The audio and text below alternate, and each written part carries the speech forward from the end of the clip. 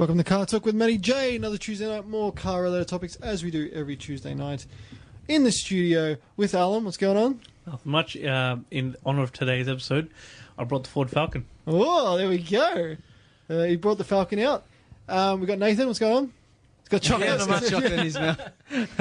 And James from Manverse Movies. What's happening? Nothing much. How you going? Not bad, not bad. Tonight's show we're talking all things Henry Ford and about the Ford Motor Company, because we're going to continue with our All About series, and I think Henry Ford is one of the geniuses, and also he's pretty much responsible for the modern way of making cars and buying cars as well. Like the way we the annual models and the production lines and the way people go to buy, working class people go to buy. It's like he's pretty much responsible for that. He is, and I don't think a lot of people give him as much credit as he.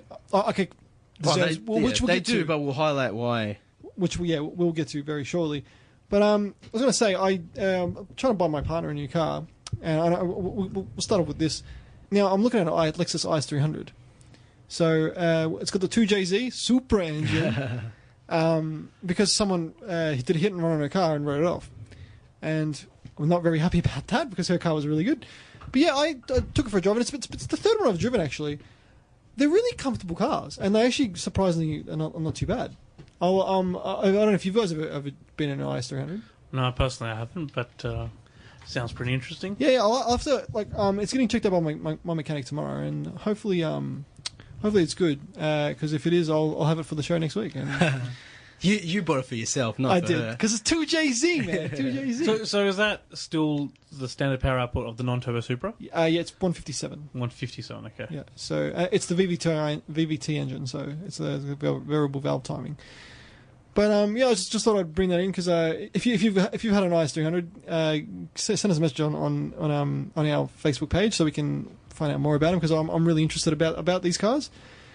But we'll move it on. I know it was a bit of a off tangent kind of thing, but I thought I'd start the show with the car I've driven this week. Henry Ford. So this is all you need to know about Henry Ford. Born July 30th, 1863, and he died in April 7th, 1947. He was an American captain of industry and a business magnate, the founder of the Ford Motor Company, and the sponsor of the development of the assembly line technique and of mass production. Henry Ford, he worked. He was an engineer first and foremost, and he worked for actual Edison's company at one stage. Yeah, sounds like Tony Stark. He's pretty much like he's like a Howard Hughes kind of worked his way up.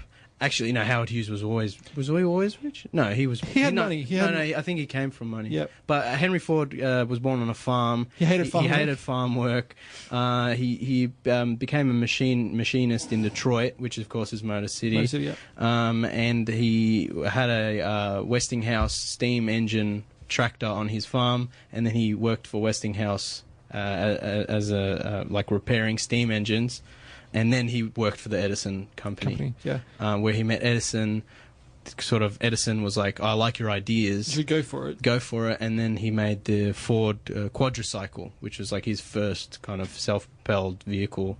2 horsepower, I think it had. Doing doughies in the quadricycle. doing manies. Going sideways. Gutter to gutter.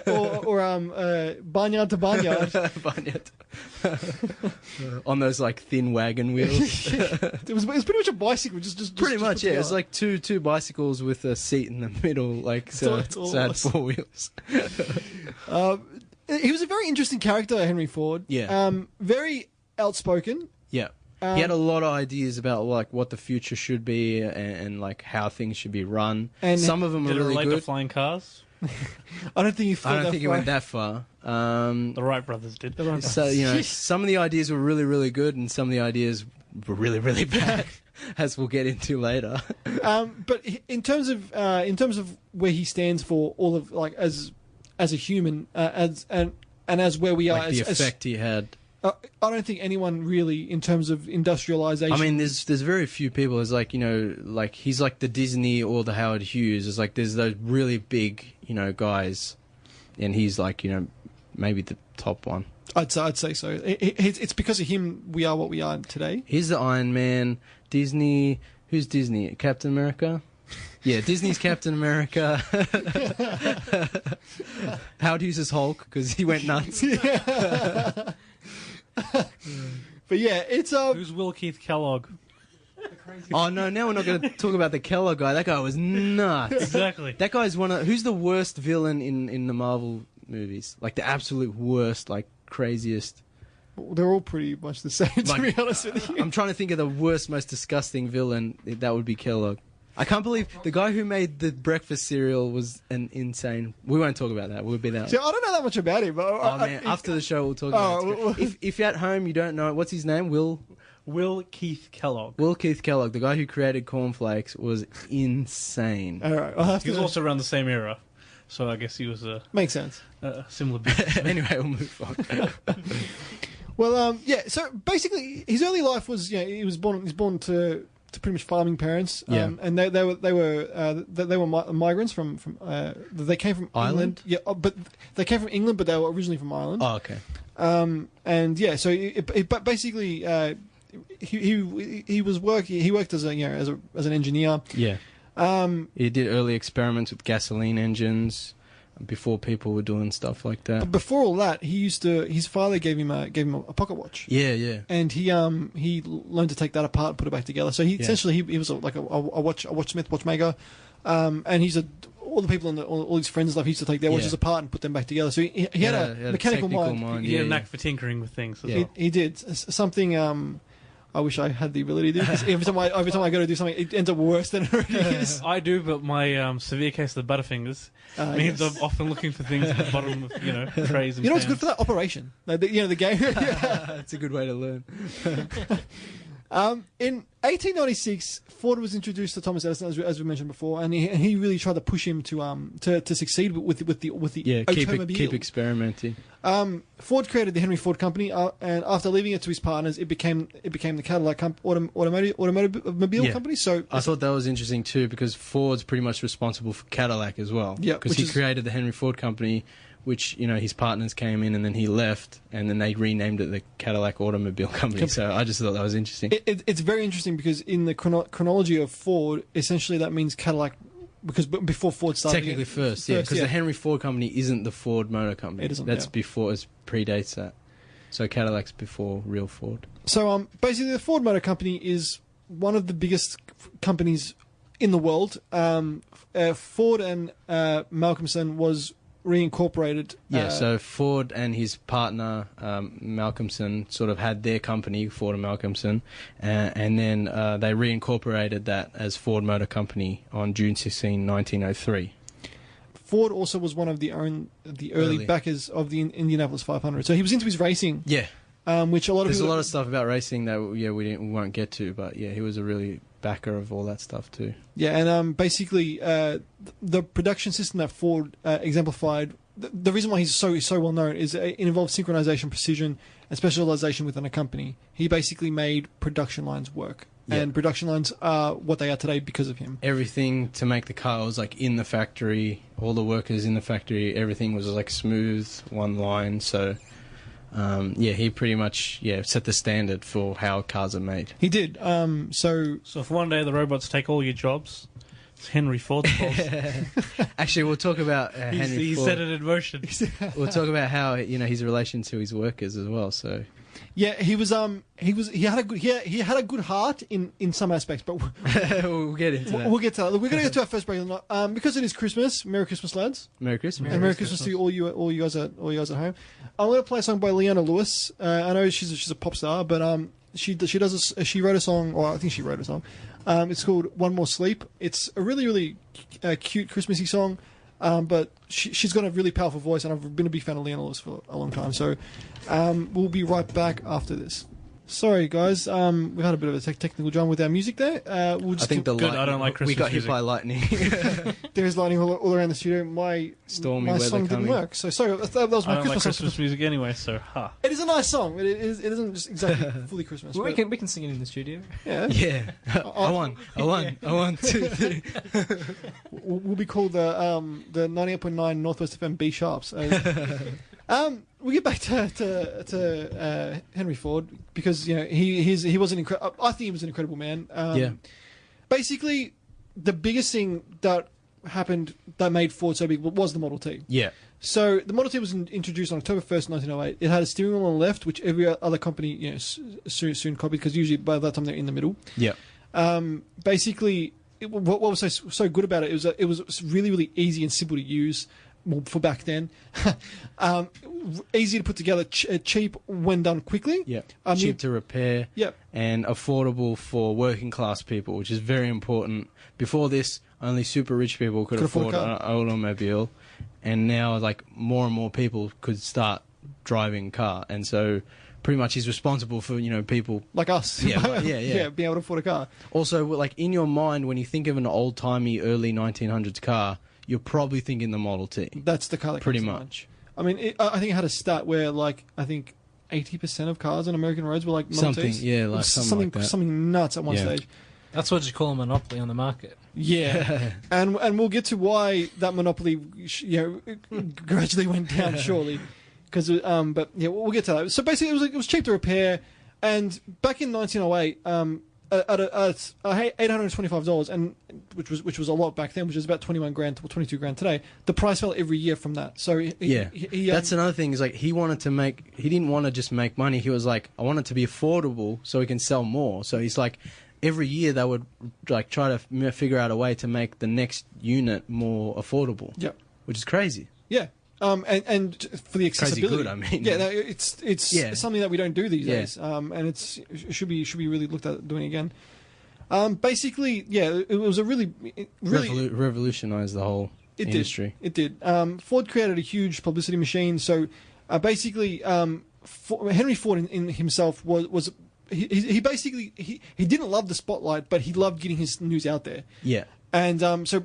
For the release of his cars, there were always press, always newspapers about his car. It wasn't just about making the car; it was about like selling it to the people, making people aware of it.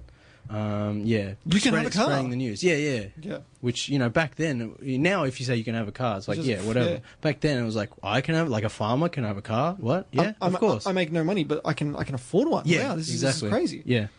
In 1913, Ford introduced the moving assembly belts into his plants. Now, this is what changed the game basically, which enabled an enormous increase in production because the cars would be constantly on the line.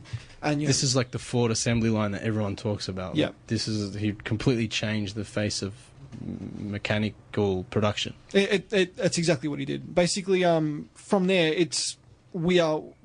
if you walk into into a production field, okay, it won't look exactly like that, but it's the same premise. So when you hear us, it's coming down the line, or my dad walked it off the line. Inside joke. We won't discuss that anymore. But basically, by 1926, the Model T had been around a really long time, and its competitors were regaining monopoly of the market because. It was an old, outdated design, and everyone was like, okay, well, we're going to better that. Because when the Model T came out in 1908, so by 1926, it's the same old Model T. They keep, just like getting a bit. Yeah, 18 years the same car. Yeah. That wouldn't fly these days. But you see, this is where we get to understand a bit more about Ford or Henry, because he's like, well, why would people want to upgrade the Model T's? Every car, all the car a person could need, and but with capitalism. Yeah. I guess people are like, oh well, this car's got a window, or this car's got something else. Why would I buy something that's really old that doesn't have any of these features when these new cars do? Yeah. He was very hard on his son, Edsel Ford. His son Edsel Ford was the one who was like, we should be trying to maybe push things a little further. Like you've done your thing. Now let me do my thing, and we'll push it even further. Yeah, so we can get better. But his dad, Henry Ford. If you, by the end of this, you realise he was a very stubborn man.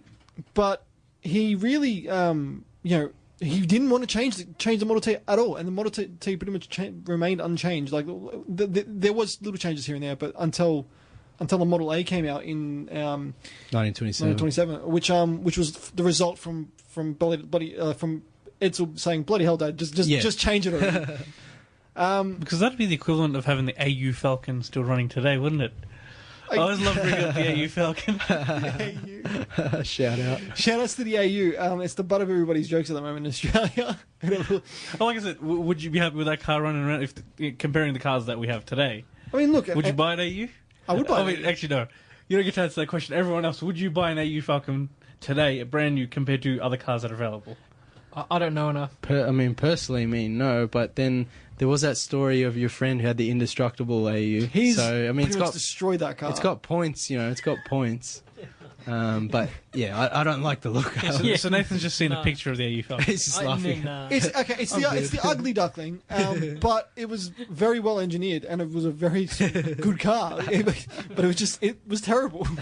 But just to the point of when you consider a car that's been in the market for 18 years with minor changes, things change a lot. Oh, they do. And this is at a time when like growth was like huge in the States. Like it was just car companies were springing up left, right, and center. And it was before the Depression. Yeah, where everything was kind of going okay. And at this stage, Ford was really trying to make the working man a good man, like trying to make him. Trying to say, okay, well, if you make the lives of your workers better, they're going to work more, and they're going to be happier at work, they're going to be more productive, and so there'll be more productivity, more stuff will be created, and yeah. So basically, he made the $5 wage. So basically, one thing is like after the Model A, that's when they started the annual model change. Yes. So he pretty much now it's normal. Every year there's the 2017, the 2018 model, the 2019 model, the 2020 model. It's because of the Model A. Because the Model A started that. So before that, it's like there'd be one model for many years. Yep. Now it's like every year there's like the new updated version. There's an update. Version. Yeah, there's a change that it's essentially making the car better, but on the same platform. But anyway, Ford was like trying to implement better wages for his workers. Welfare capitalism. Yeah. So it was designed to improve, the lot of his employees and especially reduce the heavy turnover of workers. $5 per day sounds like nothing, but back then it's like $120 a day. It's like now it's like paying someone $120 an hour, pretty much. Oh, okay, now Because I mean, $120 a day is probably not. I mean, it's been pretty normal for us now. Yeah, but I feel like for $5 back then, that was huge. Just to work in a car factory, basically. Yeah. Especially because the original wage was like $2. Yeah, it was. So adding $3, it's like if you get paid $20 an hour now, imagine getting paid $50 an hour now. Like it's pretty much pretty huge difference. You treat your workers well, they'll be happy. Exactly, yeah. Workers are more productive. And that was Ford's philosophy. Is like he was like, if we make everyone want to work here, then we'll be more productive. And also like the best mechanics in Detroit flocked to Ford. Well, you're getting a good wage. Yeah, you get the best people. Yeah. So all the best people. So it cut the costs of training, and it raised productivity, and it meant more expertise in their own factory. Yep. And it again, really changed the game for just the average man, the average worker, which was unheard of to work like that and get $5 a day. Ford himself wanted the people that worked for him to be able to afford the cars they'd be making. Exactly. So he's like, well, they can't afford the cars they're making on $2 a day. They'll be able to do it on $5 a day. Yeah. And by them making cars and then buying it's good for the economy. It's it's stimulating the economy. It's not only making him rich, but it's good for everybody. Well, that also ties it back into the sort of worker mindset. Well, why would you want to work at a company where you're making a product which you know how it makes? You probably know roughly how much it costs to manufacture. Yeah, but you can't even afford it. You can't afford it yourself. Yep. It's sort of like a motivational thing. Yeah. Yep. But it's stuff like that made Ford really respected. He did have ideas, though. Yes. About how his workers should conduct their personal lives. So he had a social department that's right. of like investigators who would make sure his workers weren't drinking or gambling, being deadbeat dads. Yeah. So it was like you had to be a perfect person in order to get the wage, and later he like realized that he was being a bit intrusive. Yeah. And so he kind of backed off. But basically, he had the 5 day. He also introduced a 5-day work week, which was basically pretty much what we do now. Yeah, 40-hour work week. 5 days a week. 5 days a week. So basically, So he's pretty much responsible for that as well. yeah. So basically, at that point, we were doing 6 days a week, but like I think less hours during the day. I think so. So he's like, well, they need to have more time for their life, for their leisure time. Yeah. So he cared about his workers and that. He's like, well, you need to relax. You don't just have to come to work. Yeah.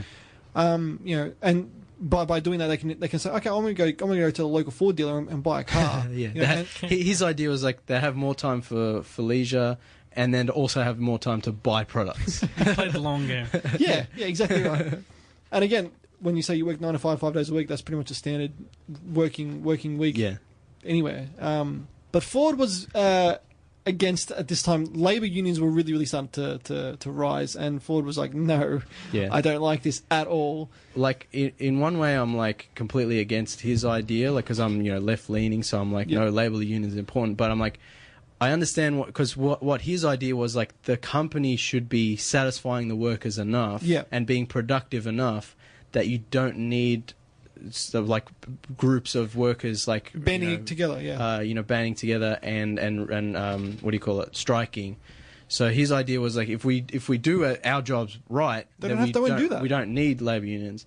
But it's like now it's like you kind of need labor unions. No, I mean, it's like you need some worker protection. Yeah, he's good in theory. Like, sure, you shouldn't need a union, but that's not what they're for. Exactly. Yeah. They're for because just in case. Yeah. But given his, I guess, mindset, he was providing the workers with far more than the average employer. He was. So to see that kind of be thrown in the face, like, no, we're still going to band together and teach you a lesson, kind of, it would hurt to... It'd be a slap in the face. Yeah. And I think he was a very proud man, Ford. So I think that would have hurt his pride, saying, "Well, my workers love me. Why would they turn against me for?" Although it's like if he has his own army of personal spies checking up everyone, that could rub people the wrong way a little bit. Yeah. Like maybe that's a union Oh man, sort of this is cause. only the beginning of the stuff he got into. It's a nosedive from here.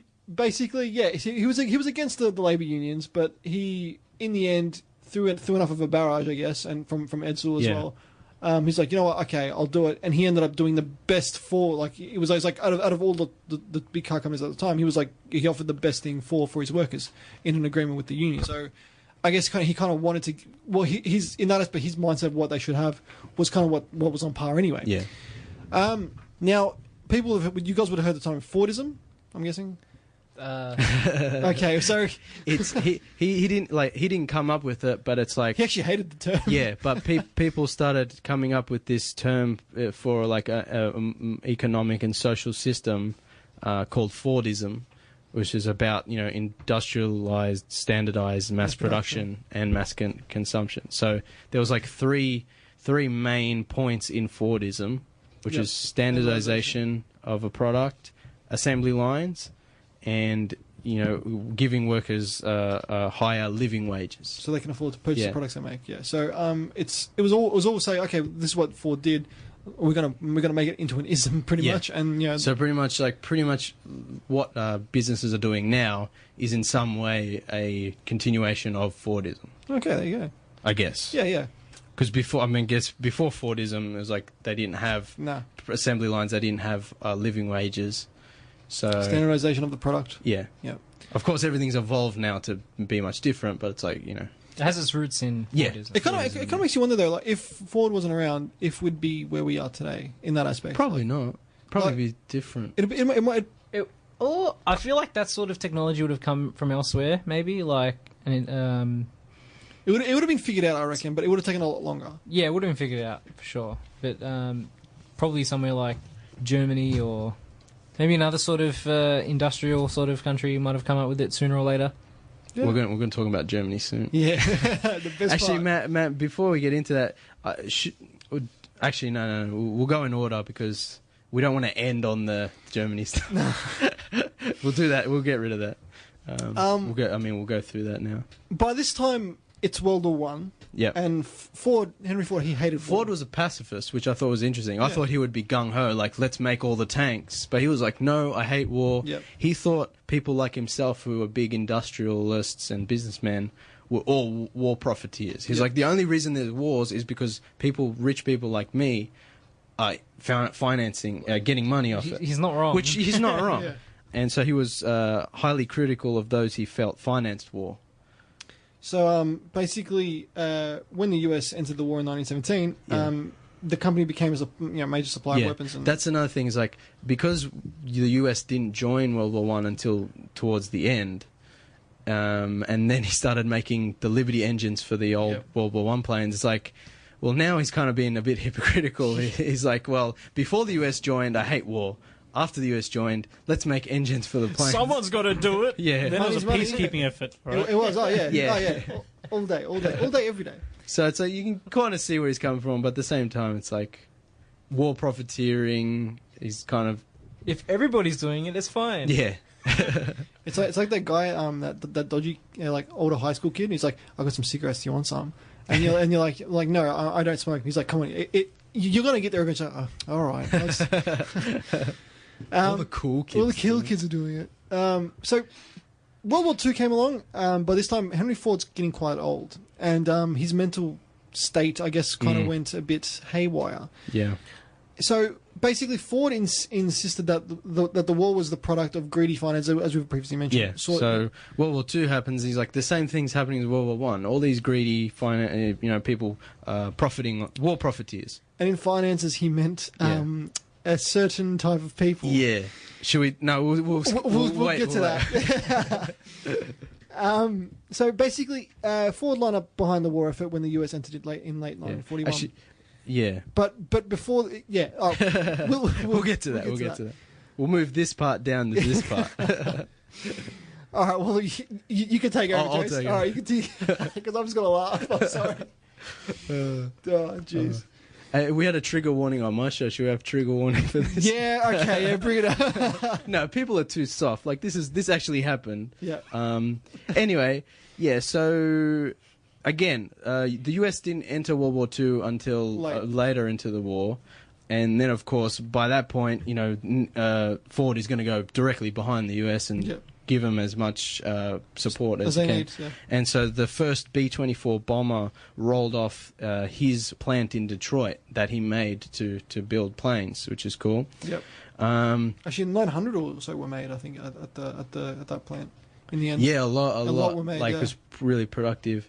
Now, Edsel Ford, his son, died prematurely in 1943. He was only in his 40s at the time. Yeah, he was young. And when he died, basically, well, he didn't tell his dad he was sick, and until right towards the end, and because Henry Ford himself was so hard on his son, because he gave reins to his son, but he was still a controlling factor of Ford, and so he'd never really let Edsel really be creative, because Edsel was like trying to push things. Yeah, trying to make things happen. He was really young and hip, and he had all these rich friends, which Henry Ford didn't like. Henry Ford's like, I don't like you hanging out with these rich people and having these big parties where you're getting all drunk and stuff. It's not what a Ford does, basically.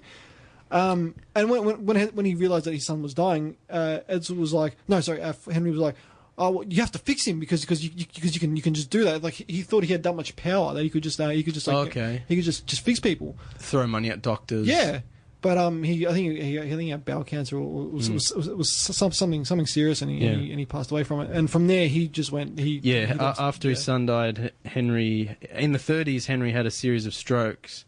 But then after his son died in 1943, it's like he started getting more and more, like his mental capacity started fading. Yeah. Now we'll move on to the quote-unquote trigger section. So before the US joined World War II, as I mentioned, they didn't join until a little later. Ford was still doing business with Nazi Germany, even though they were at war with England and other Allied countries, because the US wasn't involved. He was like, oh, well, he was like, might as well just keep going give me stuff, yeah. Now, Ford had ideas, as I mentioned. Some of them were really good, and some of them were really bad. This is really bad. State for the record. So in the 1920s, Ford sponsored a weekly newspaper that published strongly anti-Semitic views. So we were talking about how Ford believed that a lot of these war profiteers was pretty much code for Jewish people. Yep. But what's funny is, I was doing the research for some of this, and I was like, he was one of the first major corporations to hire black workers. And apparently his factories didn't discriminate against Jewish workers. And also, apparently, he hired women and handicapped men when it was uncommon as well. So he was pretty, far ahead of everyone else. In terms of that, he was like he after I watched a few documentaries on him, and he blew me away. Because this is at a time when if you were handicapped, you're done. You're thrown. You're on the street. So he was really. So really he was ahead. He was ahead of the curve in some places and really behind in other places.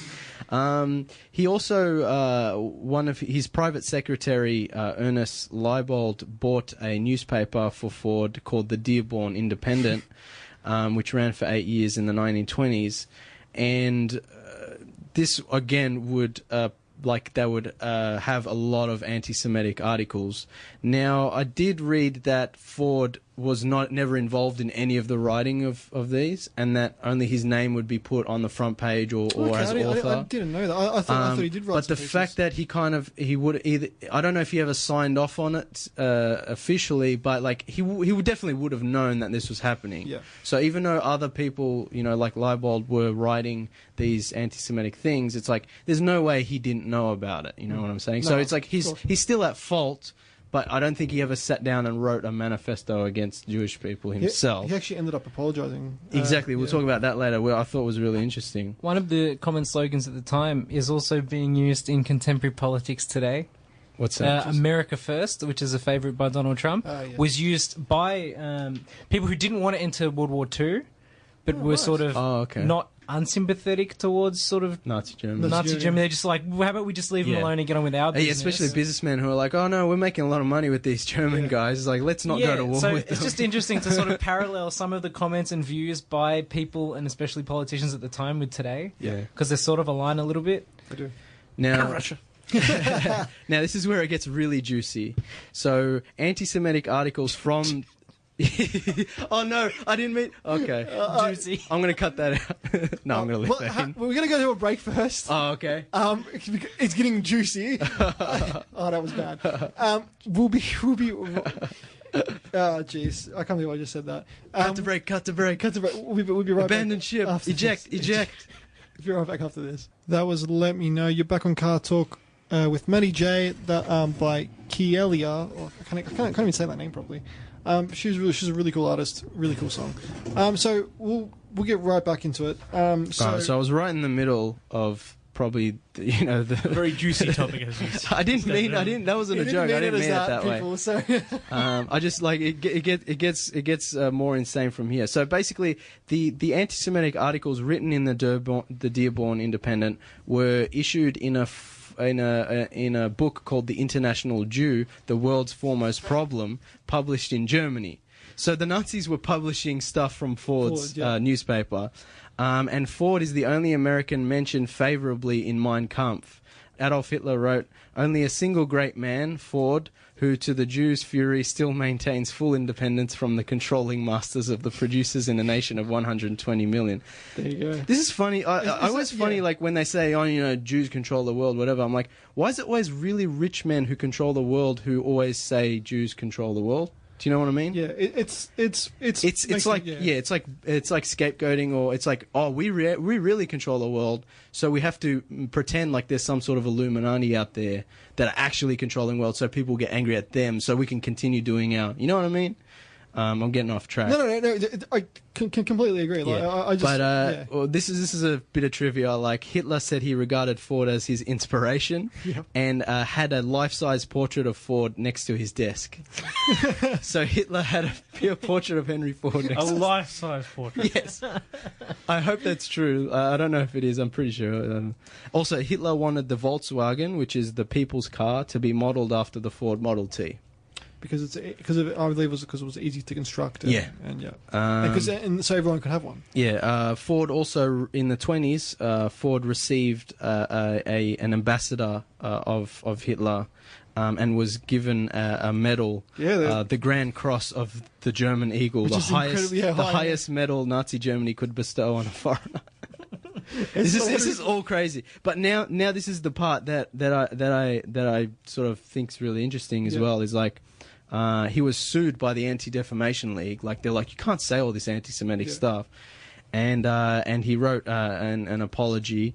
And he concluded the letter by saying, "My sincere hope that now in this country and throughout the world, when the war is finished, hatred of the Jews and hatred against any other racial or religious groups shall cease for all time."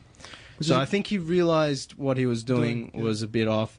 Also, like we'll maybe talk about a bit later, how Ford believed that by making international corporations and by sort of working together with across borders, that peace can be achieved. Yeah. Could be achieved. And this is the best bit. I don't know if this is true. I'm not sure if the source on this is right. I hope it's true because it's a crazy good bit of thing. But apparently, after the World War II, when Ford was shown a newsreel footage of Nazi concentration camps, he was confronted with the atrocities which finally and unanswerably laid bare the bestiality of the prejudice to which he contributed. He collapsed with a stroke. Yeah. So he was like confronted by all the bad stuff he had done. He realized that all this bad stuff he had been saying was now becoming a reality in the form of the Holocaust. Yeah. Like, it's crazy. And I hope that's true, that he saw that. And not that I hope that he has stroke, but I'm like, I hope he saw that and he realized that. And I think, if there was ever a Henry Ford movie, that would be a great moment. Yeah. You know what I mean? Actually, there should be a movie about Henry Ford. There was a couple of TV movies. There's documentaries and that. But it's like, I want like a big Scorsese. A feature film starring... Leonardo DiCaprio. It's always Leonardo. Yeah, it's always Leo. Scorsese. If you're listening, Scorsese. Yeah. Basically, Ford was also big in international business too. Yeah. So Ford's goal was to produce a vehicle from scratch without relevance on foreign trade. So he basically believed that international trade and cooperation led to, as we mentioned, international peace. So at one stage, he within his older years, when he wasn't as strong in the company, he tried to create Fordlandia. Yeah, he tried to create a rubber plantation in the Amazon jungle. In this big, giant, it wasn't just a factory. It was like, I think people lived there, and it was like this whole compound called Fordlandia, which failed completely. But his idea, were there going to be theme park rides? No. God, His idea was that workers would live near the factory, that they'd have everything they need, and that Ford itself would generate all the materials that it needed to produce everything. So he wouldn't have to go to foreign investors or to other companies to get steel and rubber for his cars. Ford would make everything and then make that to make his cars. I mean, in theory, I get what he was trying to do. Yeah. It kind of makes sense. Self-reliance. Yeah. Which is also strange because he believed in international peace by business, but he wanted to be self-sufficient. So I don't know how those things connect, but it's interesting. Again, we'll get to Ford Australia a bit later, James, but his later career, he did. He opened up a bit. I think at first he was a bit like Ford should be American, and then he's slowly opened up and started making Ford plants in all around the world. And he began to realize, after all the time of being so stubborn, that maybe giving way to some of the other ideas from other people would be good. Yeah. So his son died pretty much with. I think his son believed that his dad didn't want him to do anything right, basically. Okay. So I think after his son died, after Edsel died, Henry Ford especially, he was a changed man. Yeah. So when Edsel died in 1943, Ford took over presidency again. But by this point, he was a very sick man. He had strokes and heart attacks. Oh, we're going to skip Ford Australia and do that last? Yeah, we'll do Ford Australia last. Okay, cool. Because I guess it kind of impacts on us a bit more. Yeah. But yeah, he basically after him, it was Henry Ford, Big Hank the Deuce, Henry Ford II, which was Edsel's son. His grandson, yeah. Henry Ford's grandson. Yeah, took over pretty much the controlling reins. Yeah. And a bit of trivia for you, there's always been a Ford and the Ford bloodline in control of Ford, which is pretty unbelievable. Even to this day? Yeah, to this day, yeah. I didn't know that. I thought they would have changed hands by now. There's always been a Ford at the head of Ford. That's interesting. Which is pretty. That's the end at the end of the movie. How it goes fades to black and there's the white text. It'll say there's always been a Ford bloodline. Come up with photos and like. Scorsese, give me a call, man. Actually, no. Scorsese even can't get a movie made, even though he's like the greatest. So we're doomed. Pitch it to Netflix. Yeah. Netflix, give me a call. Senor Spielberg. Have you seen that South Park episode where they want to get a show made, so they just call Netflix? Is like, and Netflix answers the phone. You're like Netflix, you're greenlit. Like they just they greenlight all shows automatically. That's a superhero couple episodes. That's a good episode. I like that episode. Sorry, we got off track. We should just talk about South Park. But yeah, basically he began his health. Yeah, his health began. Yeah, like a lot of heart attacks, a lot of strokes, and then when he died, his grandson took over. No, before he died, his grandson took over. Yep. And then Henry Ford died on April 7, 1947, of a cerebral hemorrhage at Fairlane, his estate in Dearborn. I'm assuming the Ford Fairlane is named after his estate. I'm not too sure about that. That's actually I just thought that was interesting. Because it's Fairlane, Because where he lived was called Fairlane. So he died at the age of 83. It'd probably make sense. Like, it wouldn't surprise me if they didn't. I should really research. Did you have a pet falcon that was his favourite? And a Mustang he rode to work every day. Oh jeez, they're terrible jokes. But yeah, he was what was really interesting about Ford's death is that when he died, so many people came to view his casket. 5,000 people per hour came to view the casket. Could you imagine that? I saw again in that documentary there was footage of his death, of where he was, and there wasn't just white people, there was black people, there was all different people there. No Jews. No. I think by this point, he was chill with I think I don't think I wrote it down, but by this point, the Jewish community had sort of forgiven him, and he had sort of like started to, change his views and sort of apologize for that. And I think I should have written it down, but they even said like the Jewish community came out and were like, no, we kind of forgive him for that. They like built a bridge or whatever. Bit of personal knowledge about him. He was a Freemason. Yep. And he also was one of the first people to be anti-smoking. That's what I thought was really interesting, because this was back in the day where everyone smoked. Yeah. Back in the day when 7 out of 10 doctors recommend a certain type of cigarette. As soon as you came out the womb, you had a cigarette in your mouth, pretty much. The late 1800s, early 1900s. How did we survive that period? I don't know. So he was like one of the early people who would print anti-smoking pamphlets and send them to his workers and stuff. Because, I mean, from a certain logical sense, you could see that it's not good for you. Like, obviously, if doctors are saying it's not that bad, it's not that bad. But it's like, for a man at sort of a stature, you can probably see people get sick from it, like, cough, cough and all that sort of stuff, thinking, can it be really is it really that benign? The real secret is he just used to hate cigarette ash in his cars. yeah.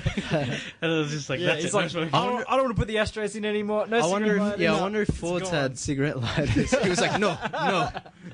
Oh, the power's going to go out. We better hurry up. The storm's coming. Storm hitting. All right, this is my favourite part of trivia. In Aldous Huxley's 1932 novel Brave New World, society is organised on Fordist lines. The years are dated AF, or Arno Ford, as in the year of our Ford. The expression "my Ford" is used instead of "my Lord," and the Christian cross is replaced with a capital T for the Model T. I read that book a long time ago, but it's like now it's so good. Like there's a bit where they go to like the church and they're all like, Ford is so great. Instead of like talking about God, they're talking about Ford. Hell Ford. Yeah, Ford. May the Ford be with you. May the Ford be with you, and also with you.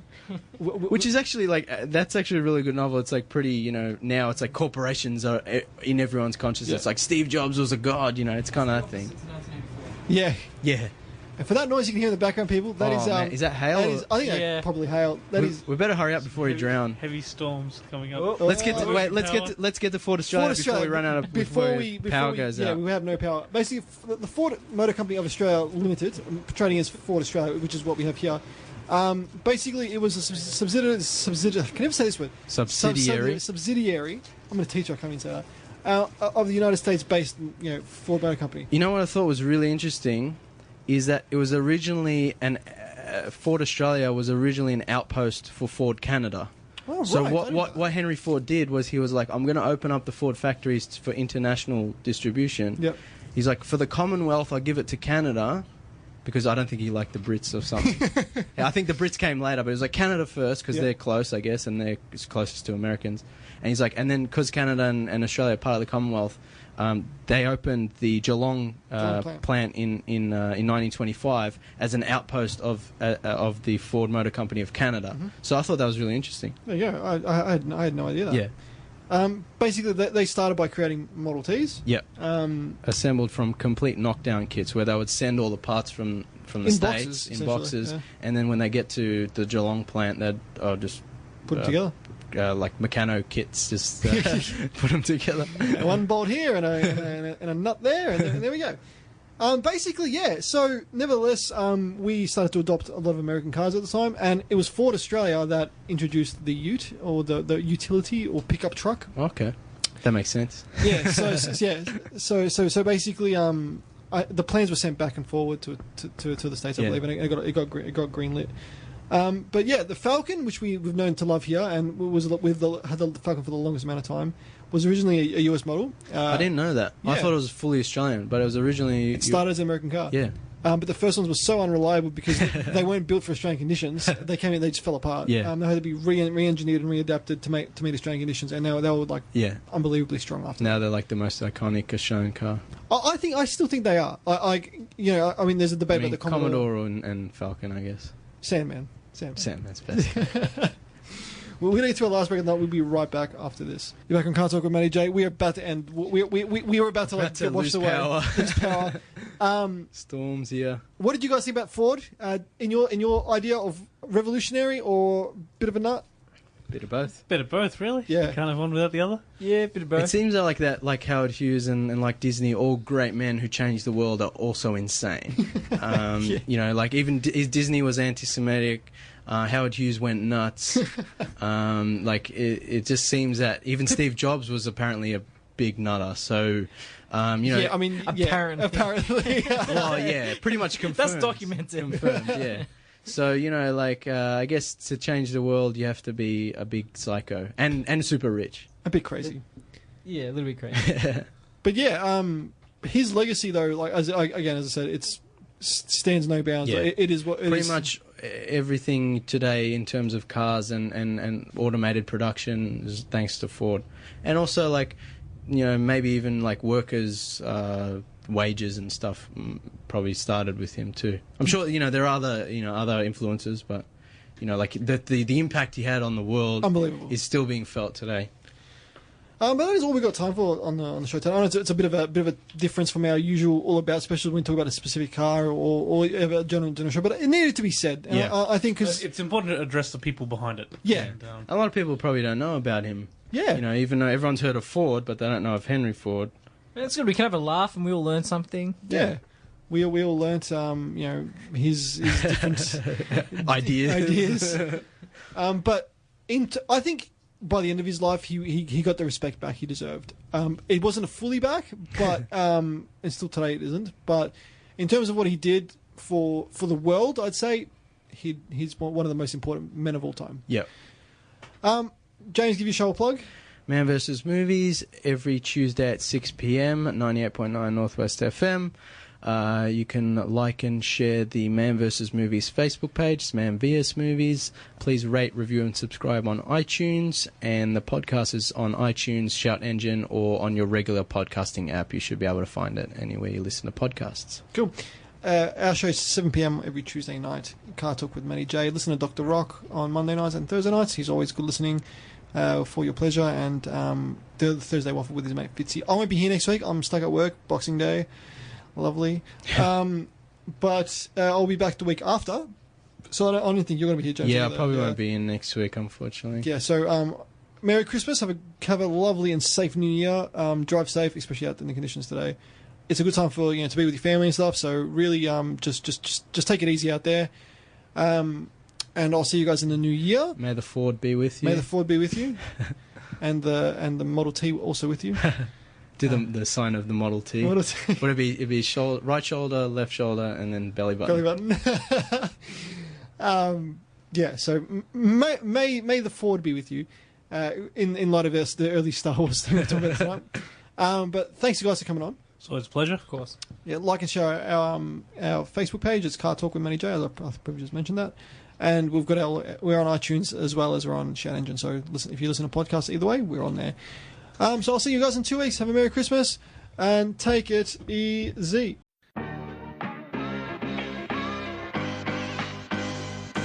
This is professional radio, gentlemen. And it's front-wheel drive. Scotty, have you got anyone you want to thank? Just myself. And now we do the after hours. Dun, dun, dun. Gentlemen, what would you go for? Dacia Sandero. Okay, and because it's not a supercar. But it is. It's not. Automotive perfection comes in the form of 2 letters, A and U. Long live my LTD!